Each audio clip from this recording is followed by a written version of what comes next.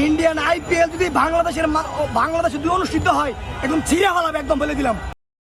তুই বাল ছিঁড়ে নিবি। আমাদের এই বাংলাদেশে কোনো ইন্ডিয়ান কোনো নিউজ চ্যানেল চলবে না। কি কি কি কি কি আরেকবার বলুন কি?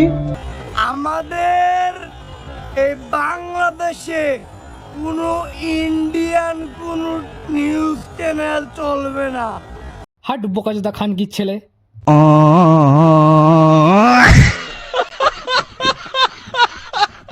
আর ইন্ডিয়ান নিউজ চ্যানেল যদি এই আইপিএল যদি চলে তাহলে অবস্থা একদম করুণ বানায় ফেলবো। বাল ছিঁড়ে আঁটি বাঁধবি।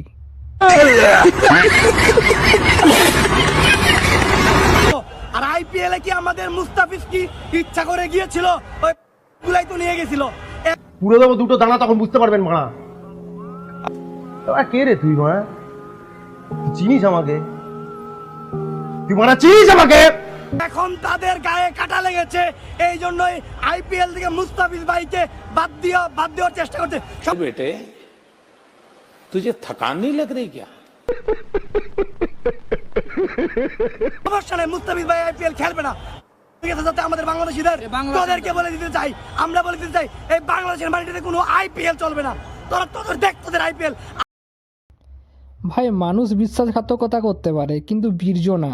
1971 সালে পাকিস্তানি সেনাবাহিনীরা তোদের মা বোনদের মধ্যে যে বীর্য ফেলে গিয়েছিল তাদের প্রোডাকশন হলি তুই। আমাদের বাংলাদেশে যতগুলো টেলিভিশনে নিউজ চ্যানেলে যে আইপিএল চলে, তোদের সৌভাগ্য যে তোরা আমাদের বাংলাদেশের মানুষ এটা দেখে, তোরা ওটাতে চলিস। তোদেরকে ভিক্ষার থালা ধরাই দিব দল।